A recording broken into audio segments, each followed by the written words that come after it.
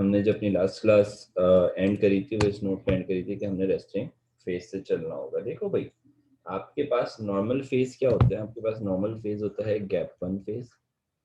Gap one phase jump करता है S phase में, और फिर एस फेज जंप करता है गैप टू फेज में, और गैप टू फेज के बाद जो है ना सेल डिवीजन स्टार्ट हो जाता है। लेकिन कभी कभार क्या होता है कि गैप वन फेज से एस फेज में जाने के बजाय गैप नॉट फेज में चला जाता है सर। इस गैप नॉट फेज को ही हम लोग बेसिकली रेस्टिंग फेज कहते हैं। रेस्टिंग फेज वो फेज है when actually the cell do not want to go into the cell division phase, जब सेल चाहते ही नहीं है कि वो डिवाइड करे। ठीक है, तो हम इसी तरह से मेंशन करेंगे that when the cell do not need to divide or undergo either mitosis or meiosis। ठीक है जी, थोड़ा सा बहुत आज की क्लास में जो है ना हमने ज़्यादा कंटेंट पढ़ना है, ज़्यादा कंटेंट कम टाइम में पढ़ना है, ये बात याद रखना, because I am just thinking to complete this chapter today. Okay, so when the cell do not need to divide और अंडरगो ईदर माइटोसिस और मियोसिस। सवाल यहाँ पे ये उठता है कि फिर इस फेज में सेल कर क्या रहा है? रेस्ट कर रहा है। तो रेस्ट करके क्या करेगा? Cell is able to perform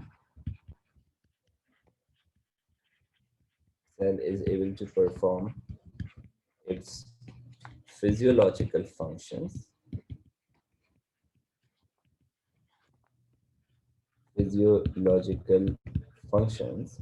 example दूंगा तो बात और क्लियर हो जाएगी। जैसे कि red blood cell can transport blood gases. अब सवाल यहाँ पर एक और उठ जाएगा कि भाई रेड ब्लड सेल की आप बात कर रहे हैं, रेड ब्लड सेल के पास तो न्यूक्लियस ही नहीं होता, तो अगर वो डिवाइड नहीं हो रहा तो उसका तो एक वजह भी समझ में आ रही है। ऐसा कोई सेल है जो कि न्यूक्लिएटेड हो और रेस्टिंग फेज में हो? तो बेहतरीन मिसाल आती है आपके पास न्यूरॉन की। Neuron also do not replicate। सही है, न्यूरॉन भी रेप्लिकेट नहीं करता। क्यों नहीं करता न्यूरॉन रेप्लिकेट? क्योंकि वो एक दफा डेवलप होता है और उसमें हमेशा नए सेल्स बनते रहते हैं। पुराने सेल्स जो है ना वो इम्पल्सेस जो है वो भिजा रहे होते हैं। So it do not replicate, it can easily transmit impulse from one part of the body to another। तो मैं सिंपली लिख रहा हूँ, it can easily transmit impulse during resting phase। अच्छा, कुछ न्यूरॉन के हवाले से कहा जाता है कि वो डिवाइड करते हैं, लेकिन हम लोग मेजॉरिटी बेसिस पे बात कर रहे हैं, तो मेजॉरिटी बेसिस में यही होता है कि न्यूरॉन रेप्लिकेट नहीं करता। सही है जी, तो ये तो बात हो गई आपके पास रेस्टिंग फेज के हवाले से। अब अगर हम आते हैं अपने टॉपिक की तरफ, हमारा टॉपिक है माइटोसिस का। ठीक है जी, तो माइटोसिस की कुछ बेसिस पहले सामने रख रहा हूँ, अब फिर डिटेल पे बात करेंगे। माइटोसिस क्या है? अच्छे अच्छे अल्फाजों में, आसान आसान अल्फाजों में अगर समझो तो a cell division which keeps the chromosome number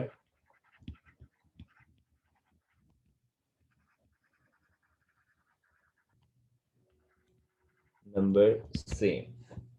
यानी कि माइटोसिस वो सेल डिवीजन है जिसमें 2n क्रोमोसोम नंबर से जो सेल प्रोड्यूस होंगे उनके पास भी 2n नंबर ऑफ क्रोमोसोम्स मौजूद होंगे। यानी कि आप ये बात भी ऐड कर सकते हो that a diploid cell is forming a diploid cell.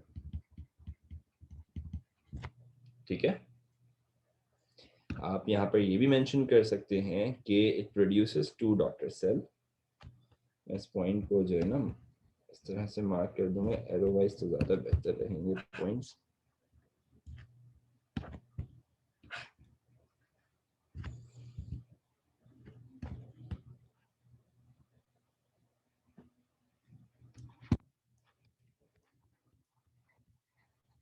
It produces 2 daughter cells with same diploid number of chromosome।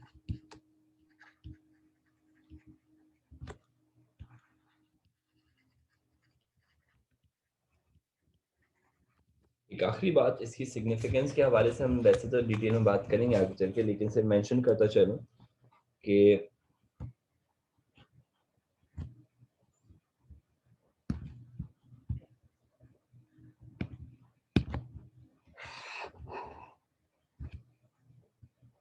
जहाँ इतनी सारी बातें हो ही गई हैं वहाँ एक और सही। तो mitosis actually helps in growth and development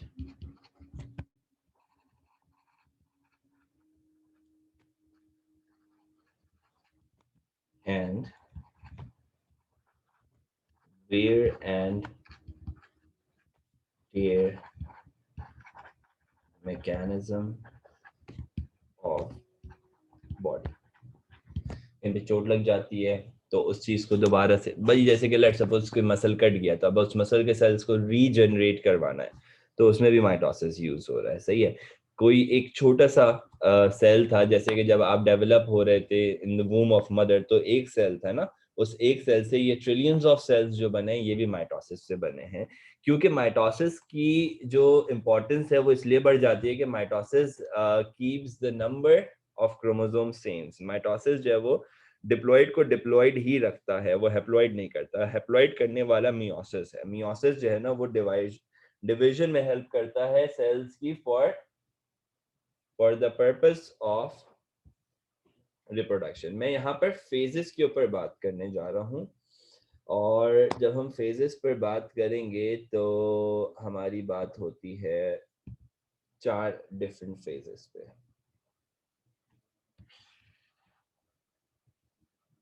पहला फेज आपके पास आ जाता है प्रोफेज। अच्छा, प्रोफेज को फिर 2 हिस्सों में कैटेगोरिकली डिवाइड किया जाता है। प्रोफेज के लिए कहा जाता है कि एक है आपके पास अर्ली प्रोफेज और दूसरा होता है आपके पास लेट प्रोफेज। मैं क्या करूंगा, मैं यहाँ पे दोनों को इकट्ठा एक ही जगह पे एक ही डायग्राम से रिप्रेजेंट करूंगा और ये कि होपफुली आप लोगों को समझ में आ जाएगा। होता क्या है कि जब आप बात करते हो प्रोफेज की कि प्रोफेज में हुआ क्या, तो सबसे पहला काम जो प्रोफेज के अंदर करके इसको मैं अभी तो कंप्लीट ही बना देता हूँ। सबसे पहला काम जो प्रोफेज के अंदर होता है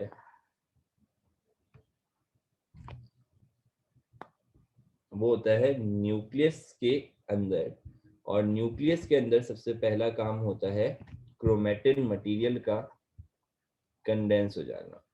अब लेट सपोज कि यार ये तुम्हारे पास जो है ना वो पहले स्कैटर्ड क्रोमेटिन मटेरियल था, इतना स्कैटर्ड था कि भाई दिखाई भी नहीं दे रहा था प्रॉपर्ली। ठीक है, क्रोमेटिन मटेरियल जब कंडेंस होता है तो वो आपके पास कन्वर्ट हो रहा होता है क्रोमोसोम के अंदर। Chromatin material scattered thread like material है, आई गेस। अच्छा एक मिनट, स्क्रीन शट डाउन हो गया, एक मिनट तो भाई, let me just restart the screen, यानी कि वन नोट रीस्टार्ट कर लूं। Okay, so here we go. तो जो क्रोमैटिन मटेरियल होता है बच्चों, वो क्रोमैटिन मटेरियल जो होता है ना, वो स्कैटर्ड फॉर्म में मौजूद होता है, और वो स्कैटर्ड फॉर्म के अंदर से निकल के वो ज़रा कंडेंसेशन की तरफ जाता है। तो वो कुछ आपको अपीयरेंस जो शो करेगा, कुछ इस तरह का करेगा। कैसे? यहाँ पर गौर करना। क्रोमोसोम का स्ट्रक्चर तो जानते ही हो, सेम स्ट्रक्चर में ड्रॉ कर रहा हूँ। अच्छा, क्रोमेटेड सिंगल शो करता मैं, लेकिन क्योंकि अभी अभी ये एस फेज से होकर आ रहा है, तो इसलिए इस तरह से डबल क्रोमेटेड शो कर रहा हूं। ठीक है, ये इसकी अपीयरेंस आ जाती है। इसके अंदर सबसे पहले आपके पास सेंट्रोजोम्स अपीयर होते हैं। सही है, सेंट्रोजोम्स अपीयर होते हैं अर्ली प्रोफेज में, और फिर वही सेंट्रोजोम जो है ना अपोजिट पोल पे मूव करते हैं स्पिंडल फाइबर बनाते हुए, और वो आपके पास सेंट्रियोल बना लेते हैं खुद अपोजिट पोल पे जाके। यहाँ पर न्यूक्लियोलस भी मौजूद रहता है, जो कि बाद में डिसअपियर हो जाएगा। ठीक है, तो अब देखो हुआ क्या, जो कि अर्ली प्रोफेज जिसे हम लोग कह रहे हैं, उसमें हुआ क्या। सबसे पहला काम इसमें हुआ है कंडेंसेशन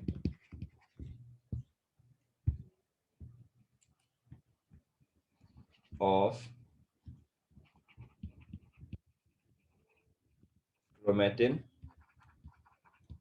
मटेरियल फॉर्मिंग क्रोमोसोम्स। दूसरा काम क्या हुआ है, the chromosomes that are formed basically वो और कंडेंस होते चले जाएंगे, लेट प्रोफेज तक कंडेंसेशन होती रहेगी। ठीक है, और दूसरा काम क्या होता है यहाँ पर, appearance of centrosome and their movement towards opposite pole and their movement towards opposite pole। ठीक है, लेट प्रोफेज की अगर बात करें तो लेट प्रोफेज में आपके पास, लेट प्रोफेज के हवाले से कहानी आ जाती है कि लेट प्रोफेज में आपके पास सबसे पहले सेंट्रोजोम की ही बात कर लेते हैं। सेंट्रोजोम स्टार्ट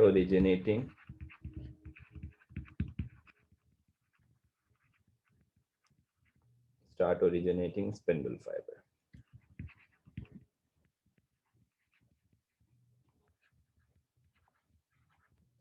ठीक है, दूसरा इंपॉर्टेंट इवेंट यहां पर क्या होता है, न्यूक्लियर membrane and nucleolus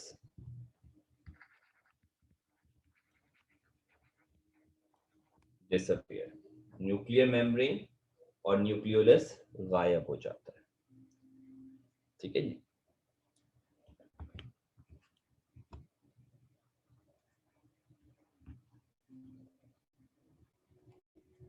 और यहां पर कंप्लीट होती है कंप्लीट कंडेंसेशन, या यूं कहूंगा मैं कंडेंसेशन कंप्लीट्स, ज्यादा बेहतर रहेगा।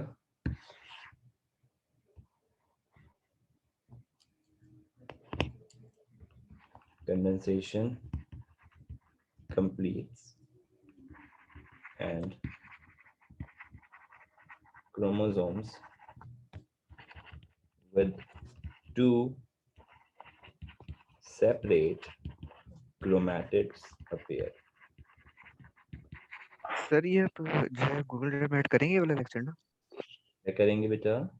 सॉरी, गूगल ड्राइव में जो आपने मुझे सेंड की थी हम सबको, वो उसमें ऐड करेंगे ये लेक्चर? हाँ हाँ कर दूंगा। ठीक। Okay. अच्छा, इसके बाद जो है, जो आपके पास सेंट्रोजोम थे, while moving towards opposite pole, उनके अंदर से सेंट्रियोल अपीयर होना शुरू हो जाता है और वो एक होते हैं और अपोजिट पोल पे पहुंचते पहुंचते वो रेप्लिकेट हो जाते हैं। अच्छा, ये वाला पॉइंट भी यहाँ पे मेंशन कर देना, दैट सेंट्रोजोम रेप्लिकेट्स। सही है। देखो कितने आए थे यहाँ पर, एक आया था और दो आया था। एक इस पोल पे जा रहा है, दूसरा इस पोल पे जा रहा है, और जैसे जैसे वो पोल की तरफ मूव करते जा रहे हैं वो रेप्लिकेट भी करते जा रहे हैं। ठीक है, एक तो ये बात हो गई। अच्छा, दूसरी चीज ये कि उसमें से ओरिजिनेट होना शुरू हो जाता है आपके पास स्पिंडल फाइबर। सही, इसमें से फाइबर निकलना शुरू हो जाता है। ये आपके पास जो काम होता है ये होता है लेट प्रोफेज में। इसी तरह से on this pole also you have got the same thing.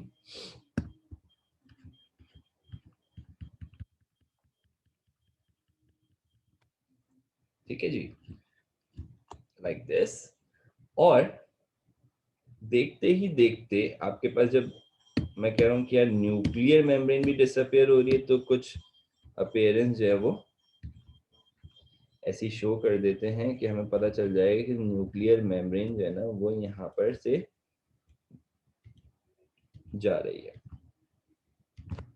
ठीक है जी, इसी तरह से आपके पास जा रहा है न्यूक्लियोलस। ठीक है, वो भी डिसअपियर हो रही है। ये सारी चीजें होती जा रही है। सही है, लेट फेज के एंड होने तक ये डिसअपियर हो चुके होंगे और हमारे पास इसका अगला फेज अपीयर हो जाता है और वो अगला फेज कहलाता है मेटाफेज। मेटाफेज के लिए मैं यही सेम डायग्राम इम्प्लीमेंट करूंगा यार, यही ताकि साइज रहे सेल का और हमें फिर चीजें इम्प्लीमेंट करने में आसानी रहे। After this prophase we have got, sir ये डायग्राम बनाने को है कि ये मैं ये सॉल्व डायग्राम करना जो है पड़ेगा? ना बेटा बनी बनाई आती है, वो थोड़ी सी डिफरेंट तरह की होती है। वो जब पास पे करवाऊंगा तो तुम्हें आइडिया हो जाएगा वो किस तरह की डायग्राम्स होती है। ठीक। इनफैक्ट इसकी डायग्राम आपको P1 में भी मिल सकती है।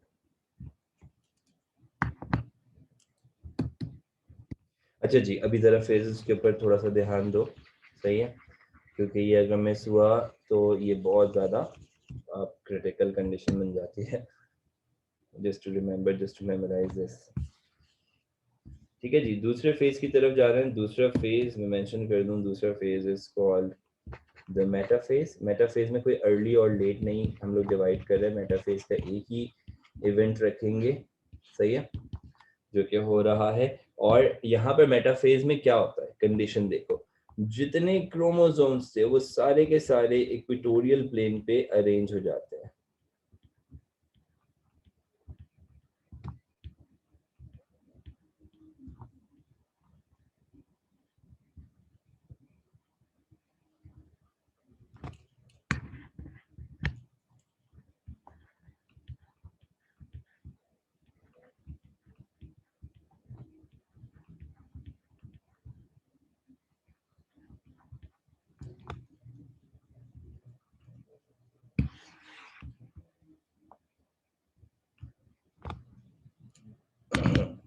वो जो सेंट्रियोल से अब तक अपोजिट पोल पर मूव कर चुके हैं। अब देखो, अब मैं क्या कह रहा हूँ, मैं कह रहा हूँ कि यार जो उनकी जगह है ना वो आपके पास कहलाती है सेंट्रोजोम और वो खुद कहलाते हैं आपके पास सेंट्रियोल्स। सही है, जगह को डॉटेड लाइन से शो कर रहा हूँ। मैं लेबल कर दूंगा सारी की सारी डायग्राम्स बाद में। अभी के लिए इसको सिंपलीफाई करेंगे कि यार इसमें से स्पिंडल फाइबर निकल के आते हैं and the spindle fibre actually attaches or adheres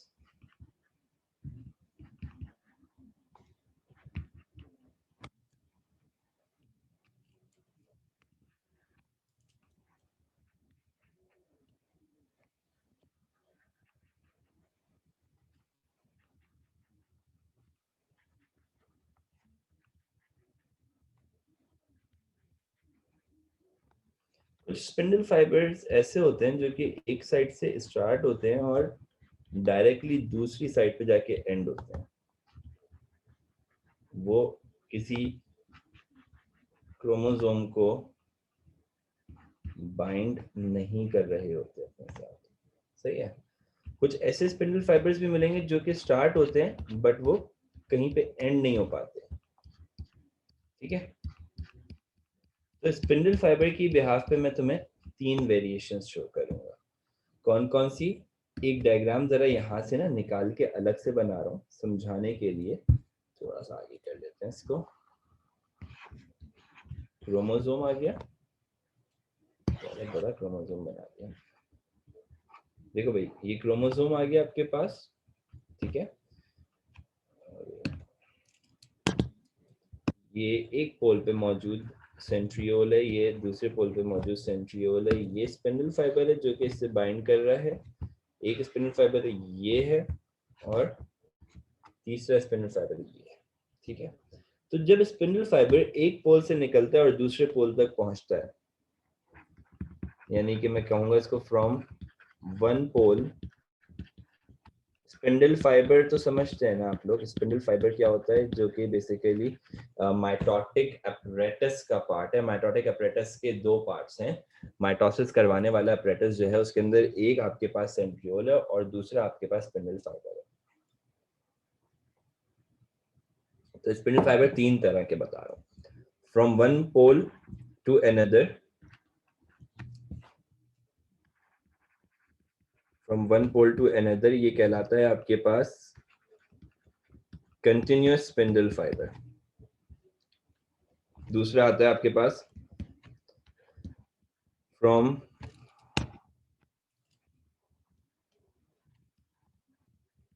one pole to chromosome. ये कहलाता है आपके पास डिसकंटिन्यूअस स्पिंडल फाइबर, क्योंकि उसका कंटिन्यूएशन ब्रेक हो गया ना। कंटिन्यूएशन तो आखिरी वाले का भी ब्रेक हो रहा है, लेकिन वो इनकम्प्लीट फाइबर कहलाता है। सही है। इनकम्प्लीट फाइबर को एस्ट्रल फाइबर कहते हैं। Astral fibre is incomplete fibre. तो मेटाफेज में क्या हो रहा है? अब यहाँ पे आ जाओ, वापस ध्यान दो मेटाफेज के ऊपर। मेटाफेज को कैसे डिफाइन करेंगे हम लोग? मेटाफेज के लिए हम लोग कहते हैं all the chromosomes arrange themselves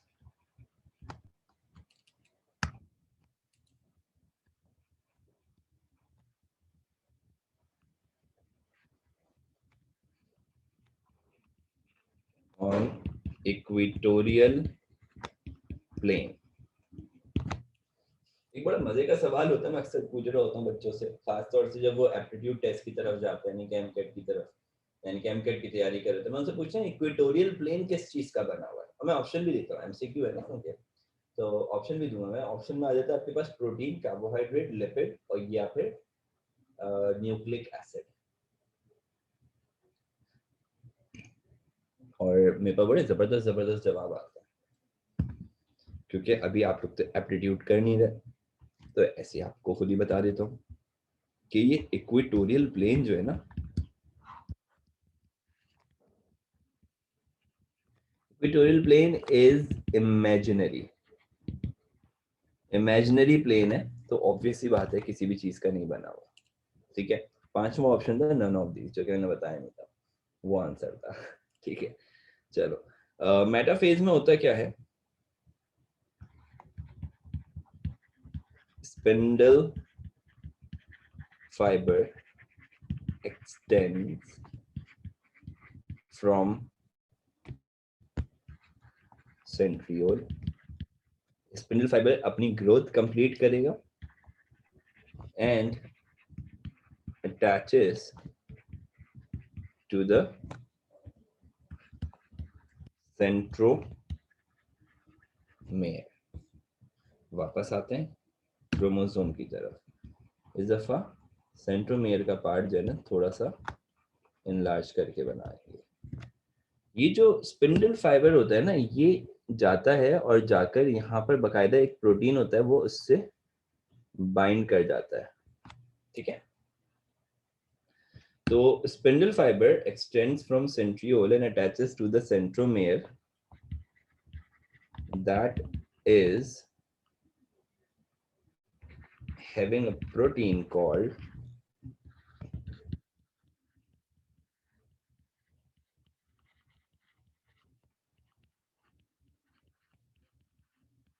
kinetic core.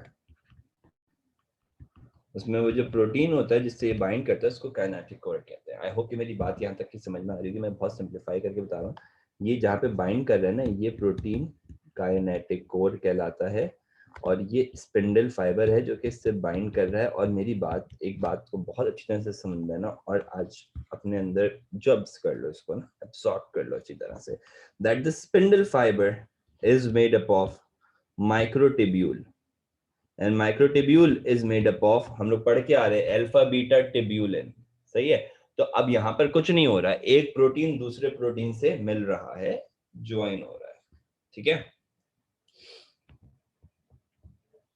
I guess that's all about metaphase. आपके पास पहला फेज हो गया प्रोफेज, दूसरा फेज आ गया metaphase. Now we are going to move towards the third one. The third one is called anaphase.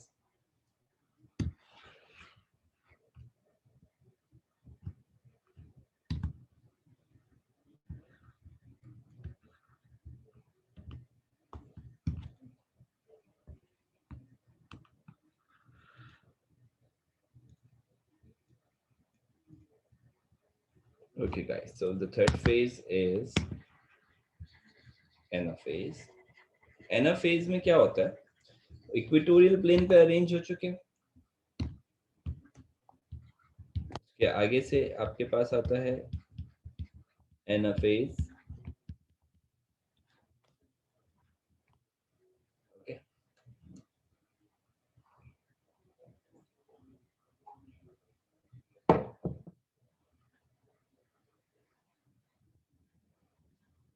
और anaphase में क्रोमोसोम स्प्लिट हो जाते हैं. मैंने वहां पे 6 क्रोमोसोम बनाए थे गिन के. मैं यहाँ पर स्प्लिटिंग में भी आपको 6 क्रोमोसोम्स ही दिखाऊंगा.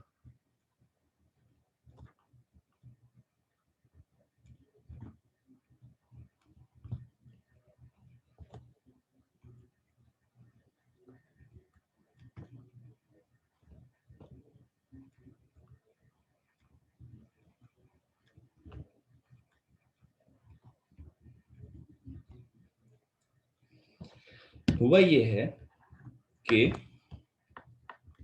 जो आपके पास स्पिंडल फाइबर्स थे ना, वो कॉन्ट्रैक्ट हुए हैं.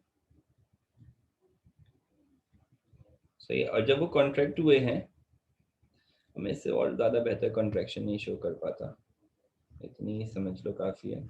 तो जब वो कॉन्ट्रैक्ट हो गए ना, तो उन्होंने, क्योंकि वो बाइंड तो हो चुके थे ऑलरेडी, किसके साथ बाइंड हो चुके थे, वो बाइंड हो चुके थे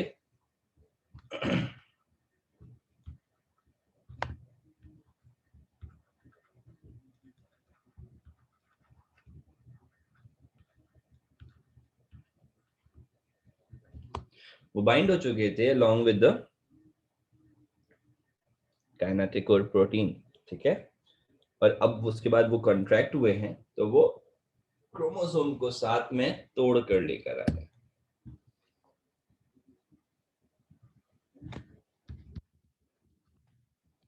The chromosomes split into 2 chromatids.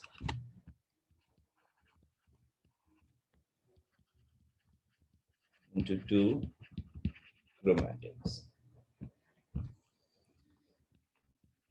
Each attached with a spindle fiber. और ये बात भी आप मेंशन करोगे that this is due to the contraction of spindle fiber. ये स्पिंडल फाइबर की कॉन्ट्रैक्शन की वजह से हुआ है, और आसान अल्फाज में बोलूं तो ट्यूबुलिन प्रोटीन की कॉन्ट्रैक्शन की वजह से हुआ है। ठीक है, और इसकी वजह से क्या हुआ, each chromosome divide and an equal number of chromosomes were subjected on each pole. ठीक है बेटा,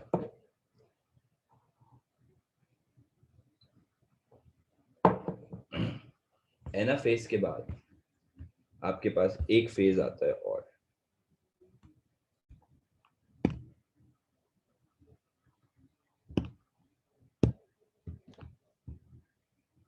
इस फेज को हम लोग कहते हैं टीलोफेज। अरे यार ये कौन सा शेप आ रहा है, ओके बेटा।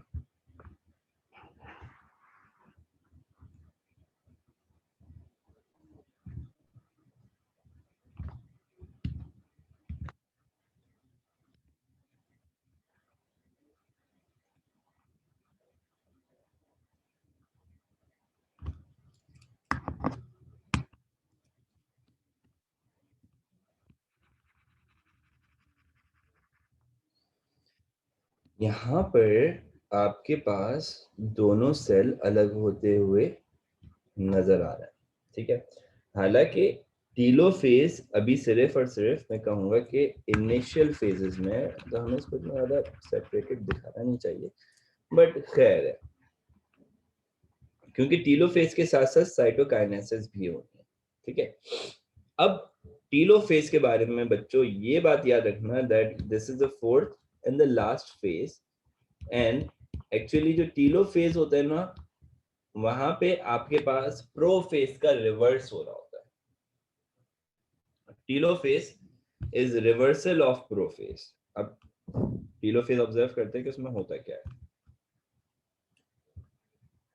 न्यूक्लियर मेम्ब्रेन गायब हुई थी, सबसे आखिर में न्यूक्लियोलस डिसअपियर हुआ था, सबसे आखिर में न्यूक्लियर एनवेलप गायब हुआ, न्यूक्लियोलस गायब हुआ था प्रोफेज में सबसे आखिर में। यहाँ पे सबसे पहले वही रीअपियर होना शुरू होते हैं, लेकिन कहानी कुछ इस तरह से बदल जाती है कि यहाँ पर एक जगह पर नहीं, दो जगहों पर न्यूक्लियोलस अपीयर होता है। ठीक है, समवॉट लाइक दिस। मैं शो यही करना चाह रहा हूं कि जो न्यूक्लियर मेम्ब्रेन है वो वापस आ रही है, उसी के साथ साथ जो न्यूक्लियोलस था वो भी वापस आ रहा है, जो कि क्रोमोसोम्स से वो वापस से डीकंडेंस हो रहे हैं, and they are forming chromatin material. Same goes for here. अच्छा, एक गलती मैंने थोड़ी सी कर दी है, मैं यहाँ पे डबल क्रोमेटिड दिखा रहा हूँ, यहाँ पे अब हम शो करेंगे सिंगल क्रोमेटिड, क्योंकि ऑलरेडी आप लोगों को पता है कि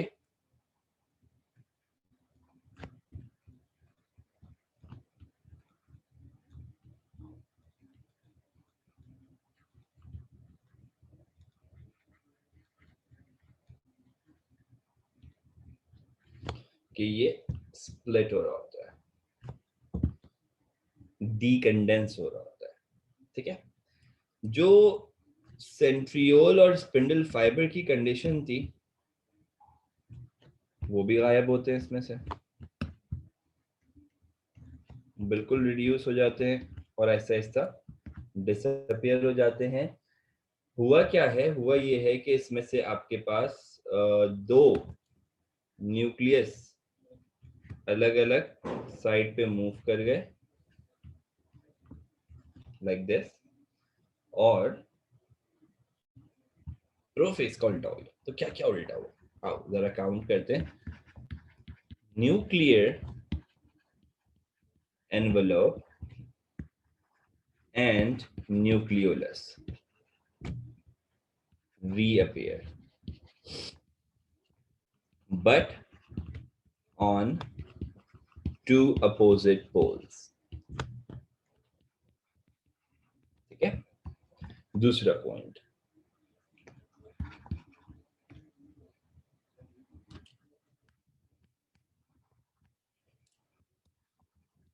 सेंट्रियोल एंड स्पिंडल फाइबर, जिसको हम लोग इन शॉर्ट कहते हैं mitotic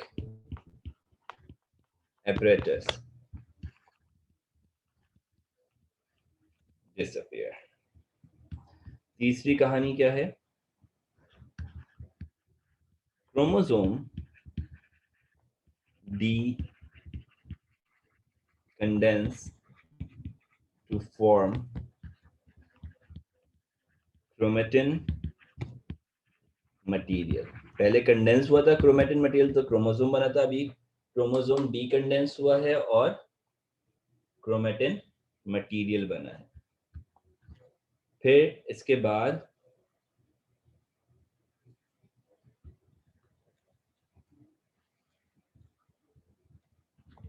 the cell by the end of telophase start dividing the cytoplasm and cytoplasmic organelle, ठीक है। आई होप कि समझ में आ गया होगा। एंड चारों फेज कंप्लीट होने के बाद एंड वाला जो फेज होता है जिसमें बिल्कुल सेल जो है वो दो हिस्सों में तकसीम हो जाता है, the cell actually forms two different, one cell actually divides or splits into two different cells. That phase, that's not actually the part of telophase or this particular division, but that phase is like, I'm going to talk about that thing over here. Oh, कुछ गड़बड़ कर दी हम लोगों ने, copy करने में। Yes.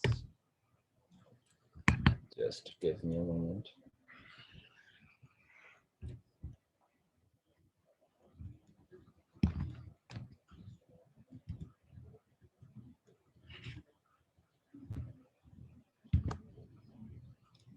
Okay, so that division is actually called cytokinesis.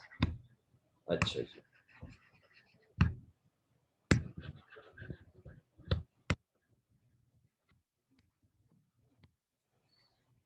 Cytokinesis में होता क्या है, ज्यादा फर्क नहीं आता है।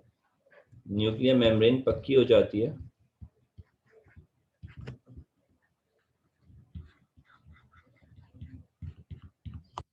न्यूक्लियोलस पक्का हो जाता है, जैसे cytokinesis. This is a separate thing, इसकी डिटेल आप लोगों को मैं बता चुका हूँ।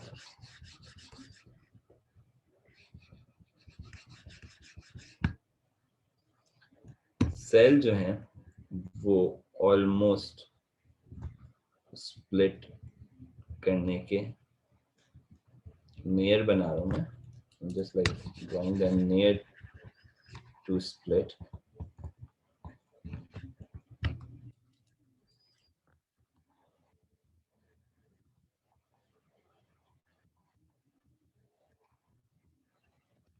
Like this. तो साइटोकाइनेसिस में क्या हो रहा है? साइटोकाइनेसिस में in short cell divides the cytoplasm. ये टीलोफेज से स्टार्ट हो गया था बट यहाँ पे आके कंप्लीट होता है। The cell divides cytoplasm and its organelles into दो हिस्सों में स्प्लिट कर देता है। एक इम्पॉर्टेंट चीज है, अगर सिर्फ ये चीज हट जाए इक्वली और अनइक्वली की बात, तो फिर माइटोसिस नहीं रहेगा। ये इक्वली डिवाइड करता है, सही है। And I hope that this whole thing must be clear to you. और मैं इसके हवाले से मैं साइटोकाइनेसिस को बच्चों उठा रहा हूँ, यहाँ पे रख रहा हूँ, मेरे पास यहाँ पे थोड़ा सा स्पेस है, क्योंकि मैं यहाँ पे इसके साथ एक दूसरे डिवीजन के बारे में बात करूंगा। जैसे साइटोकाइनेसिस होता है ना, उसी तरह से ये चारों फेजेस हैं। ये चारों के चारों फेजेस जो हैं बेसिकली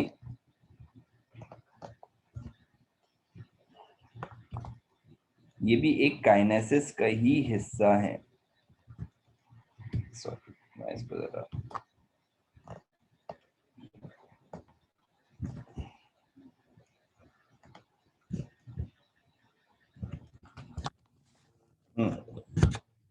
तो ये जिस डिवीजन का हिस्सा है उसको हम लोग कहते हैं karyokinesis. And karyokinesis in short is, Cairo का मतलब होता है न्यूक्लियस, तो it is division of nucleus.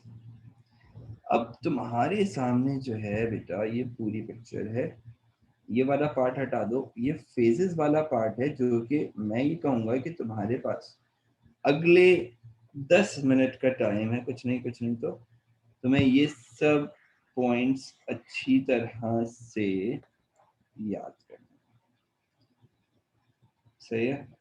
I'll be taking a break for 10 minutes and I'll be giving you time to learn these points properly, ताकि कोई distraction बाद में ना रहे, कोई सवाल ऐसा ना हो जो कि बाद में तंग करे आपके जहन में। वो जो भी है सवालात वो अभी हाथ के हाथ क्लियर होने चाहिए।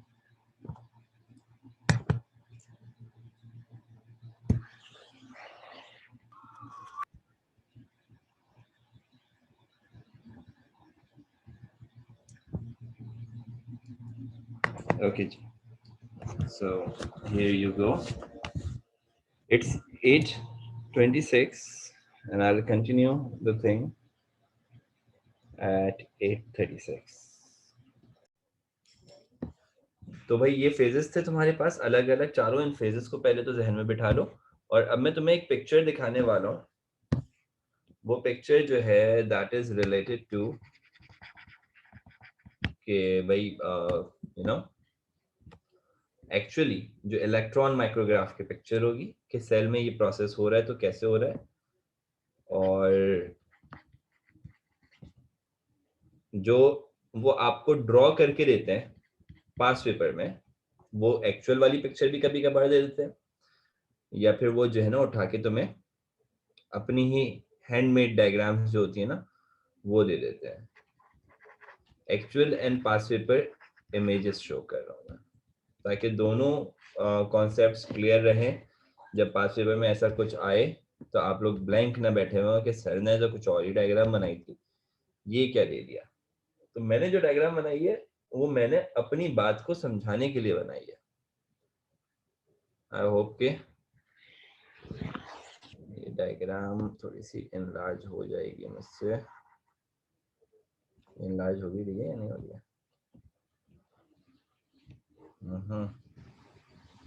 एक मिनट देना बच्चों, जरा डायग्राम का बड़ा होना बहुत जरूरी है। वैसे तो हम इसको जूम भी कर सकते हैं सिंपली, बट ठीक है, मैं चाहूंगा कि ये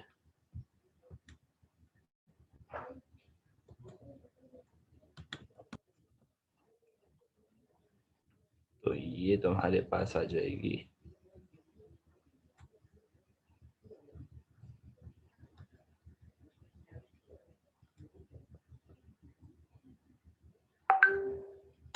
कुछ इस तरह की इमेज। ओके गाइस, तो अपनी स्क्रीन पे देखो अब जरा और कोशिश करो इन इमेजेस को पहचानने की।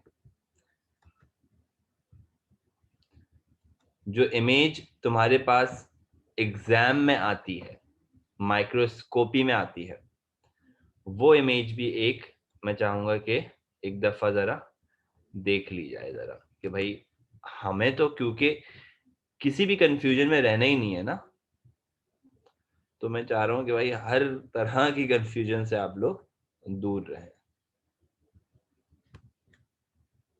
ये इमेज गौर से देखी आप लोगों ने। अब ये एक और इमेज मैं यहाँ पे ऐड कर रहा हूँ,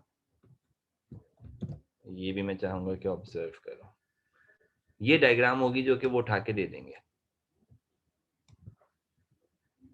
समथिंग लाइक दिस। ठीक है, दोनों को अब जरा कंपेयर करके देखो। यहाँ पे स्टेजेस लिखी हुई हैं, इन स्टेजेस को मैं कहूंगा कि जरा इस पिक्चर में तुम्हें ढूंढना है, तो ढूंढो जरा। कैसे ढूंढोगे? और स्टेजेस की सब स्टेजेस भी अगर पहचाननी होंगी इलेक्ट्रॉन माइक्रोग्राफ में, खैर इतनी डिटेल में जाएंगे नहीं, इलेक्ट्रॉन माइक्रोग्राफ की ये वाली पिक्चर दे नहीं सकते वो लोग, लेकिन फिर भी कोई भरोसा नहीं है। हम जब इतनी मेहनत कर ही रहे हैं तो थोड़ी सी और कर लेते, ताकि वो 2% एलिमेंट भी खत्म हो जाए हमारे जहन में कि भाई अगर ये भी कर लिया होता तो शायद ए बन जाता।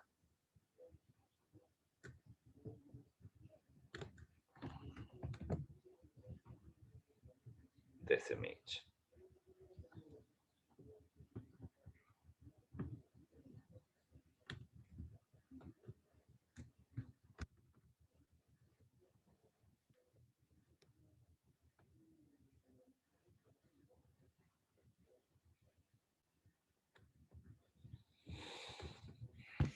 ओके जी, पहले तो इसको देख लो जरा, डायग्राम को इमेजेस वाइज। एक एक इवेंट अलग अलग शो किया हुआ है, एक एक इवेंट, और तुम बहुत आसानी से देख सकते हो। ये शुरू की जो 8 पिक्चर्स हैं उसमें तुम बहुत आसानी से देख सकते हो कि किस तरह से मेटा फेज से, बल्कि मैं कहूंगा कि प्रो फेज से किस तरह से ये मूव करके गया है एना फेज तक। ठीक है, फिर कुछ और अलग अलग फीचर्स दिखाए हुए हैं। दीज आर लाइक अलग अलग सेल्स की इलेक्ट्रॉन माइक्रोग्राफी पिक्चर्स हैं। ये आपके पास कुछ प्लांट सेल्स की पिक्चर्स हैं जिसके अंदर यही फेजेस हो रहे हैं। ठीक है, 1 मिनट देना बच्चों।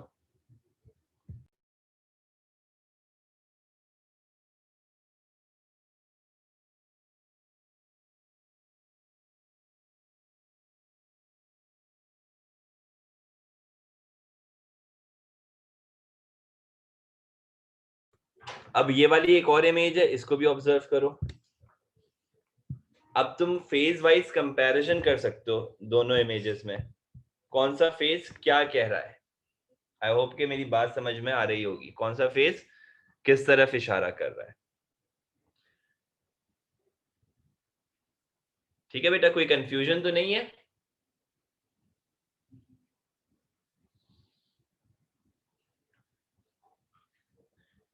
इस पूरे एलिमेंट के एंड तक तुम्हें ये पता होना चाहिए कि काइनेटिक कोर क्या होता है, तुम्हें ये भी पता होना चाहिए काइनेटिक कोर सेंट्रोमियर में पाया जाता है, तुम्हें ये भी पता होना चाहिए कि स्पिंडल फाइबर माइक्रोट्यूब्यूल का बना हुआ है, उसमें ट्यूब्यूलिन प्रोटीन होते हैं और वो काइनेटिक और प्रोटीन से अटैच होते हैं जाकर, और ये जब जो है ना खींचता है तो सेंट्रियोल इसको खींचने की कोशिश करता है। माइक्रोट्यूब्यूल ऑर्गेनाइजिंग सेंटर जो हमने सेल में पढ़े थे वो यहाँ पे इंप्लीमेंट होगा वाला एलिमेंट भी। और हम लोग बस आखिरी बात करेंगे माइटोसिस के हवाले से, वो है कि इसकी सिग्निफिकेंस क्या होती है। मैं एक आपको पहले वर्बल रिव्यू दे दूं जल्दी से कि what is the significance of mitosis. Mitosis helps in growth, mitosis helps in replacement of cells, new cell production. It also helps in wear and tear mechanism. It helps in repair mechanism. It helps in reproduction में asexual reproduction में mitosis help करता है। Mitosis आपके पास जब कोई pathogen attack करता है तो जैसे जैसे पैथोजन के सेल्स भी माइटोटिकली डिवाइड हो रहे होंगे, आपकी बॉडी के इम्यून सेल्स भी माइटोटिकली डिवाइड हो रहे होते हैं। ठीक है, माइटोसिस जो है वो तुम्हारे पास जब कोई पैथोजेनिक इन्वेजन हो गया और उसने तुम्हारे लेट सपोज मलेरिया हो गया, तुम्हारे ब्लड सेल्स को डैमेज करना शुरू किया, तो वहां से बोन मैरो ने रेड ब्लड सेल की माइटोटिक डिवीजन बढ़ा दी, बोन मैरो के स्टेम सेल्स की माइटोटिक डिवीजन बढ़ गई ताकि ज्यादा से ज्यादा रेड ब्लड सेल बच सकें। तो बेटा माइटोसिस कम भी हो सकती है, माइटोसिस ज्यादा भी हो सकती है। माइटोसिस को कंट्रोल करने के वेरियस मैकेनिज्म्स होते हैं। आई होप कि यहाँ तक की मेरी बात अच्छी तरह से समझ में आ गई होगी। यहाँ पर एक चीज मैं और बोलूंगा कि तुम लोगों को क्लियर होनी चाहिए, वो ये कि जो हम लोगों ने लास्ट क्लास में पढ़ा था टीलोमेयर, टीलोमेयर की भी अपनी एक स्पेसिफिक सिग्निफिकेंस होती है। Telomere is the end of chromosome that actually sealed the structure of chromatin material. मतलब क्रोमोसोम की एक टेल पार्ट, एक एंड पार्ट जहां से आगे क्रोमोसोम नहीं बढ़ेगा, बस वहां तक रुक गया है। ठीक है, अब इसके बाद हमारे पास एक छोटा सा टॉपिक रहता है, वो ये कि मैं इंशाल्लाह अगली क्लास में कवर करवाऊंगा, क्योंकि आपके पास उसमें से सवाल बहुत होंगे। अगर P1 भरा हुआ मिलेगा तुम्हें माइटोसिस से, तो P2 तुम्हें भरा हुआ मिलेगा ट्यूमर से और कैंसर सेल से। सही है, कैंसर कैसे होता है, कैंसर क्या होता है, कैंसर के सेल किस तरह से ग्रो करते हैं, क्या क्या फैक्टर्स हैं जो कैंसर करवाते हैं, कार्सिनोजन किसे कहते हैं, म्यूटेजन किसे कहते हैं, म्यूटेशन क्या होती है, what is the role of mutation, what is mitosis, what is the role of mitosis in cancer, and what is the role of amitosis, abnormal mitosis in cancer development. Cancer एक जगह पर होगा, localise होगा तो क्या होगा, cancer फैल जाएगा तो क्या कहलाएगा। ये सब जो है हम लोगों ने बस इसका यूं समझ लो कि 15 मिनट का टॉपिक और रह गया, बट हम लोग करेंगे इंशाल्लाह अगली क्लास में, because this would be like more than enough. मैं करवाना तो यही चाहता था कि अभी ही हो जाए, और टाइम भी मैंने उस हिसाब से मैनेज किया था, बट मैं ये चाह रहा हूँ कि ऐसा ना हो कहीं कि माइटोसिस ही भूल जाओ, असल चीज ही भूल जाओ। तो आई गेस कि मैं उसी वजह से क्लास को यहीं पे ब्रेक करूंगा। अगली क्लास के 15 मिनट के अंदर आप लोगों को कैंसर के हवाले से फिर बता दूंगा। ठीक है गाइस, ओके सर, तो होपफुली कि यहाँ तक जो पढ़ाया होगा वो सबको समझ में आया होगा, और अगर कोई सवाल है तो वो आप लोग मुझे भेज दो जल्दी से, तो फिर हम लोग जो है उस पर डिस्कशन कर लेंगे। ठीक है, जो भी तुम्हारी ओके। क्योरीज हो, कंफ्यूजन हो, वो बता दो।